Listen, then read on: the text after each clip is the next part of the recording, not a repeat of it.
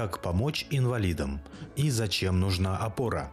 Об этом и не только вы узнаете в программе «Дорога к храму».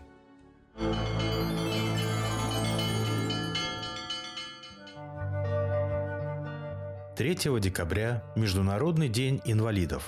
Организована эта дата в помощь людям, которым приходится сталкиваться в жизни с трудностями и преодолевать их самим, порой без помощи окружающих. Согласно статистике, каждый 10-й россиянин является инвалидом. При этом более половины инвалидов от общего числа – это люди трудоспособного возраста.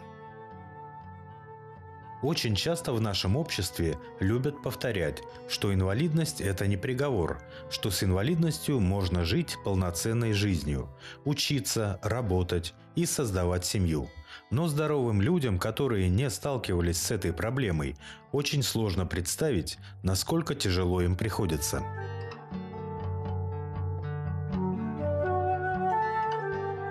Этим людям очень тяжело. То есть, нам легко это сделать. Попробуйте глаза закрыть и выйти из храма. И вы поймете, что такое вот инвалид. Хотя бы примерно. То есть вы самое маленькое от себя отсечете что-нибудь, и вы сразу же поймете, что как этому человеку трудно. Понятно, что он со временем там привыкает, понятно, что он, допустим, слепой там ориентируется по звукам, там по еще что-нибудь, но это уже не то. Лишившись руки, лишившись ноги, заболев, человек попадает в обстоятельства за себя тяжелые. То есть это, если человек болеет, допустим, какая-то болезнь у него серьезная, тоже на инвалидность дают этим людям. Болеть разве приятно? Там в детстве иногда мы еще бывает, когда не совсем умные, мы еще думаем, что это заболеть или еще, чтобы в школу не ходить еще. А когда мы вырастаем, мы уже понимаем, что это на самом деле тяжело. Никто не хочет болеть. Никто по своей воле не хочет лишиться ни ноги, ни руки, ничего. Потому что он понимает и видит. И я думаю, что многие люди, они на себе это чувствовали. Сломал ногу, сломал руку, еще что-нибудь вывихнул. Ходишь ты в этом гипсе. Не ступить нормально, не пройти, не сделать нормально. Если правую руку что-нибудь сделал, сломал палец, тебе гипс наложили, ты есть не можешь нормально, ты писать не можешь нормально. Ты практически ничего... В туалет сходить не можешь, трусы на себя не можешь одеть нормально. Самые простые действия для тебя вызывают какие-то уже трудности. Когда тебе плохо, кто способен мотивировать лучше всего? Я думаю, что отличным двигателем станет человек, который действительно лишен в жизни многого и тем не менее не унывает и способен стать примером для многих людей. В Международный день инвалидов можно чествовать их, воздавая почести за их крепкий дух в слабом теле.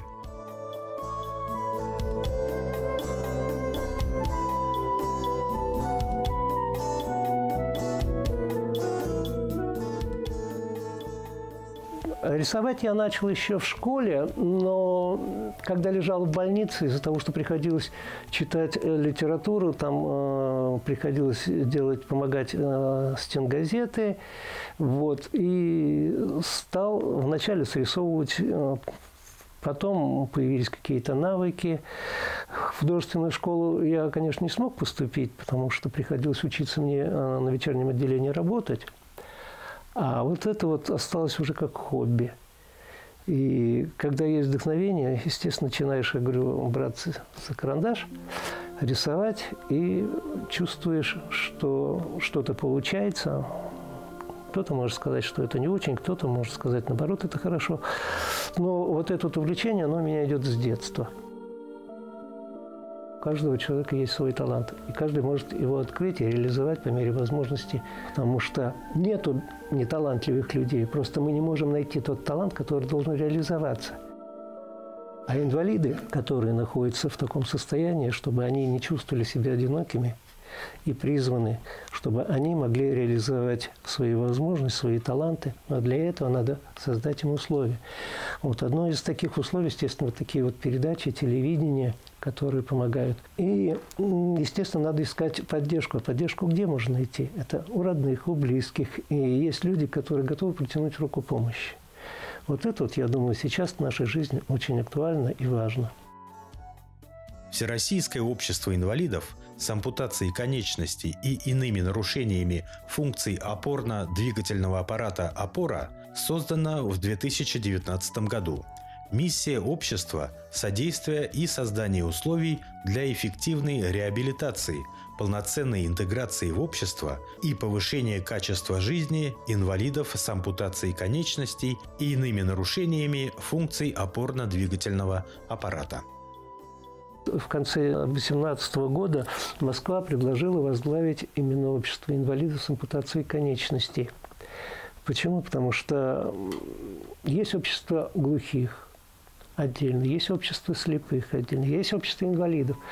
Но наш председатель это Волохова Елена Владимировна, она тоже в свое время перенесла операцию, ей удалили после автокатастрофы руку и ногу. Несмотря на то, что она потеряла и руку, и ногу, она пришла все-таки к такому мнению, что она все-таки счастливая, и этим стала заражать других людей. Она сказала, почему бы не заняться только именно ампутантами, потому что там вопросов очень много.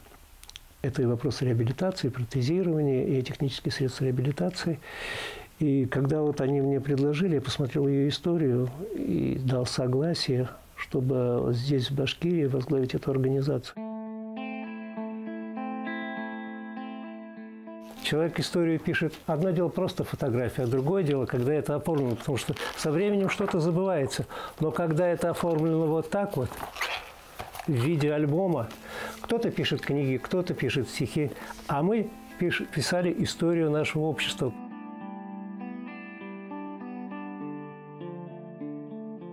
Наше общество призвано интегрировать инвалидов в современное общество. Для этого что такое интеграция?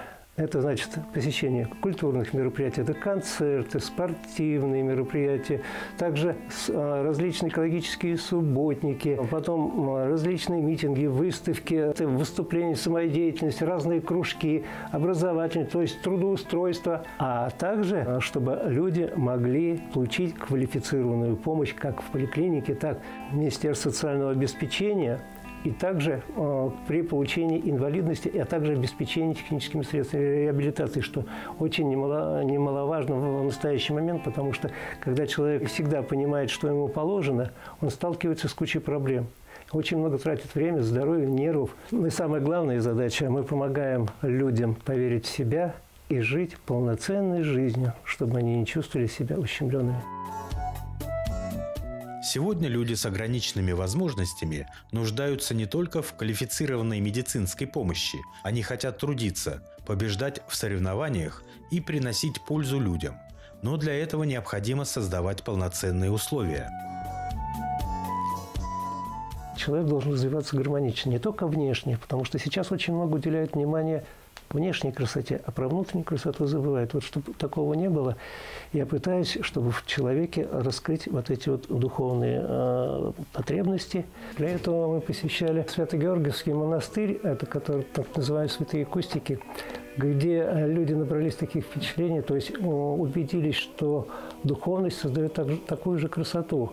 Посмотрели, какое там пение, то есть люди это оценили и увидели, какие там живые растения. Они отличаются от тех растений, которые просто живут. А это люди духовные, которые именно создают вот эту красоту. Людей как-то вдохновляет именно на то, чтобы стать добрее, стать с верой в светлое будущее, наверное. Ну и просто духовность, потому что человек, который начинает осознавать, что люди, которые имеют духовный сан или посвящают себя духовному развитию, они приносят не только пользу, но еще открывают те внутренние чувства у человека, которые еще в зачаточном состоянии спят.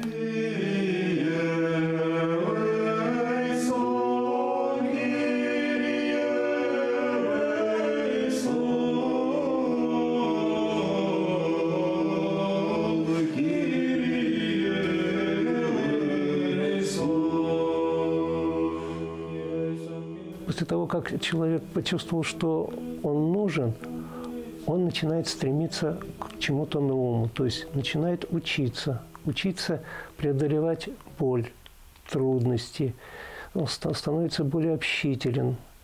Потому что живое общение – это то же самое, как, говорят же, слово лечит и слово калечит.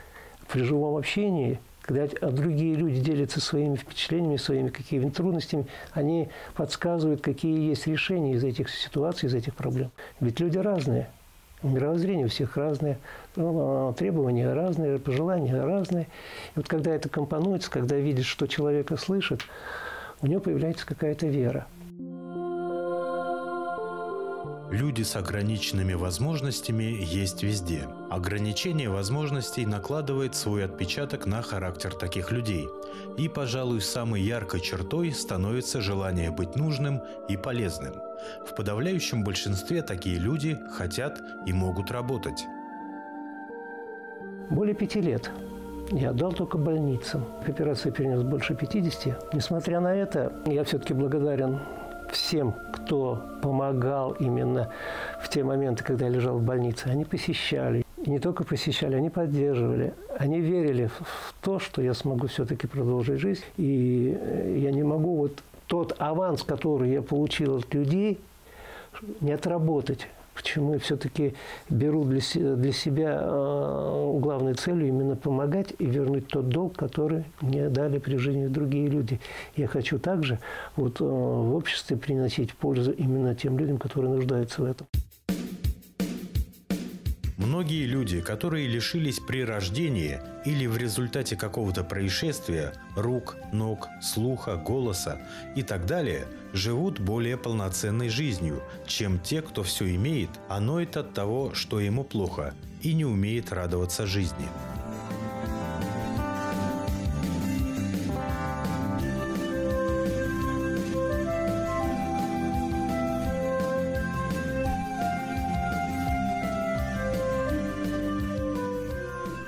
Инвалиды ведь не только в квартирах, они еще занимаются спортом, поэтому мне очень приятно осознавать то, что я не остался в стороне, потому что меня еще с детства учили, прежде чем с кого-то спрашивать, научись сам делать. Поэтому результаты моих достижений, наверное, вот здесь вот будет вам наглядно видно. Это занятия спортом: настольный теннис, бильярд, дартс, тяжелая атлетика, гиря, волейбол. Кроме всего прочего, еще есть интеллектуальные игры. Это шахматы, шашки настольные, также нарды, где также принимаешь участие. Поэтому человек должен развиваться, не стоять на месте. Я поэтому и говорю все время, если движение – это жизнь, я не хочу оставаться на одном месте. Поэтому это и чтение книг, и обучение, разной литературы, принимаешь участие в различных мероприятиях, как в культурных, так и спортивных.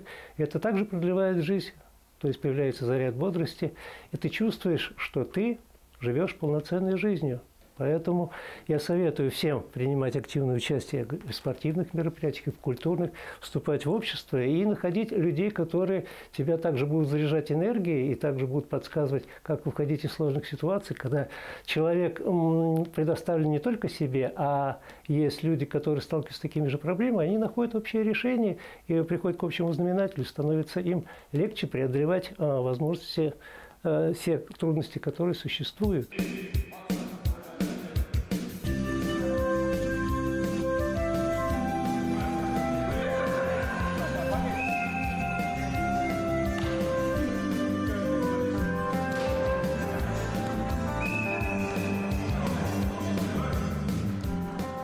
Человек пока не вложит, он не получит того, что он желает. Поэтому надо вкладываться, чтобы результат был позитивный. Добра в мире очень много. Просто надо уметь вокруг себя находить тех людей, которые этим добром делятся. Сейчас в России идет процесс, который рано или поздно должен привести к тому, что мы станем воспринимать людей с ограниченными возможностями как равных себе во всем. И, наверное, даже не будем замечать, что кто-то прихрамывает из-за протеза, кто-то едет в коляске, кто-то разговаривает с помощью рук.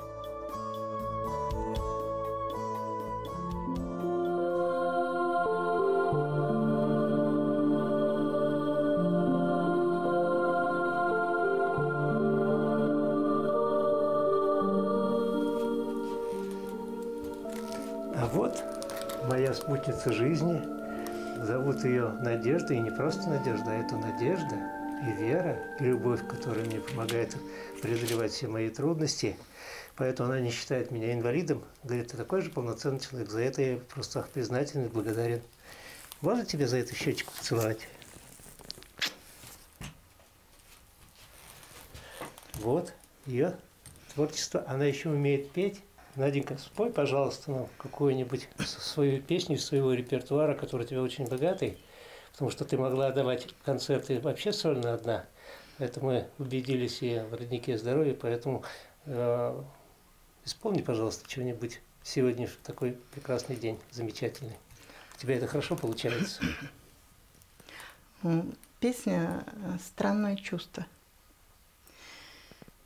Ветер схлипывал, словно дитя, за углом потемневшего дома, на широком дворе шелестя, по земле разметалась солома.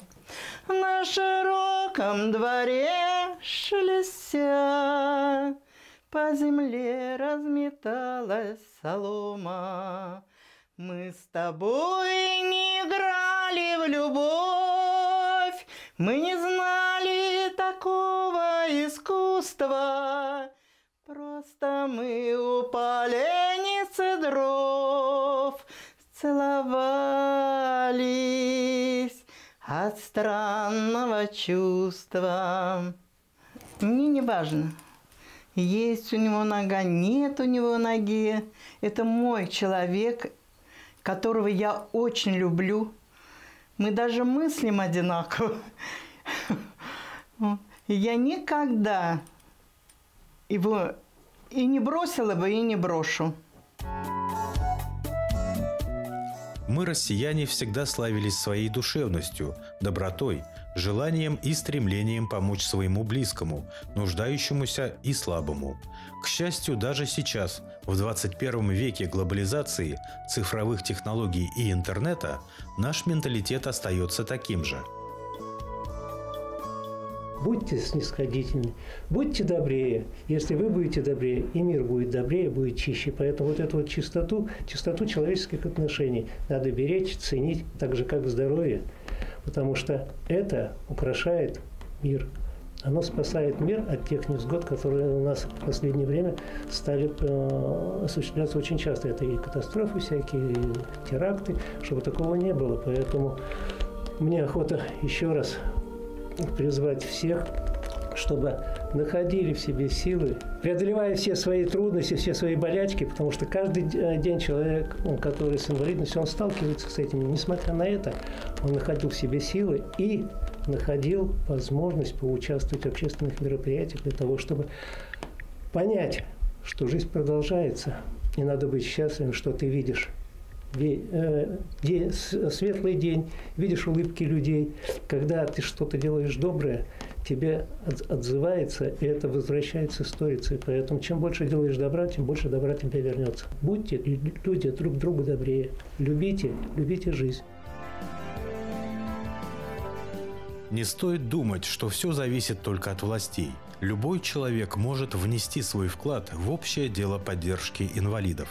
И пусть этот вклад будет совсем небольшим, но если каждый внесет свою посильную лепту, людям с ограниченными возможностями будет легче существовать в обществе. Иногда просто добрая улыбка и дружеское участие могут сделать человека счастливым. Ведь не секрет, что одной из проблем инвалидов является недостаток общения.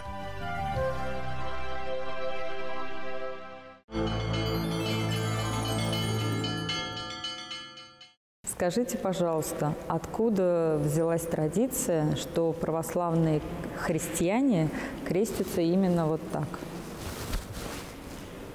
Вопрос о крестном знамени восходит, опять-таки, к ветхозаветным временам. В Ветхом Завете, конечно, не совершались никаких крестных знамений. Традиционно ветхозаветные раввины изображали на лбу, на челе человека изображение буквы «Тав». Отсюда, может быть, и пошло современное выражение «перекрестить лоб». Тав – это последняя буква еврейского алфавита. И изображалась она просто потому, что ее проще было изобразить. То, что мы читаем с вами у апостола-евангелиста Иоанна Богослова в его апокалипсисе, где он говорит как бы от лица Христа: «Я есть Альфа и Омега, первый и последний». Так вот, он говорит это по аналогии с ветхозаветным идеей о первом и последнем. В древнееврейском алфавите это буквы алиф и тав.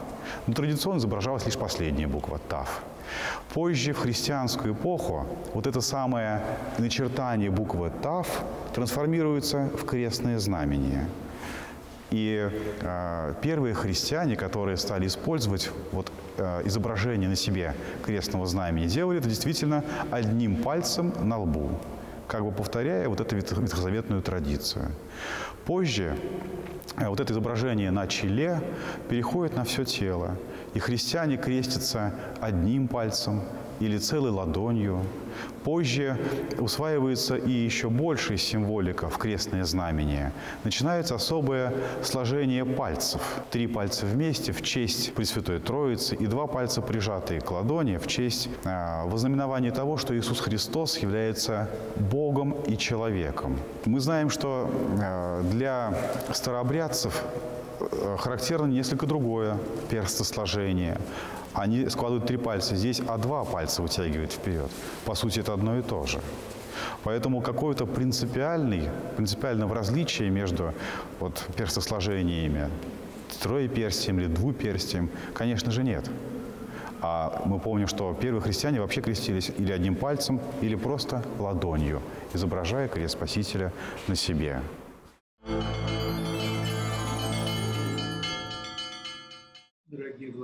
26 ноября под предводительством главы Башкортостанской митрополии, митрополита Уфимского и Стерлитамакского Никона, в городе Уфе состоялись 10-е табынские чтения на тему «Александр Невский. Запад и Восток. Историческая память народа». В сложившейся неблагоприятной эпидемиологической ситуации табынские чтения проходили в формате онлайн-конференции. В форуме участвовали епархии Башкортостанской митрополии. Кроме управляющих епархиями Башкортостанской митрополии, чтения традиционно собрали представителей православного духовенства, представителей органов исполнительной и законодательной власти, представителей духовных управлений мусульман и еврейской общины, министерств развития образования и науки, семьи, труда и социальной защиты, молодежной политики и спорта, представителей военного комиссариата Республики Башкортостан, научной общественности и организаций культуры, Собора русских Башкортостана, представителей молодежных организаций, средств массовой информации и казачества.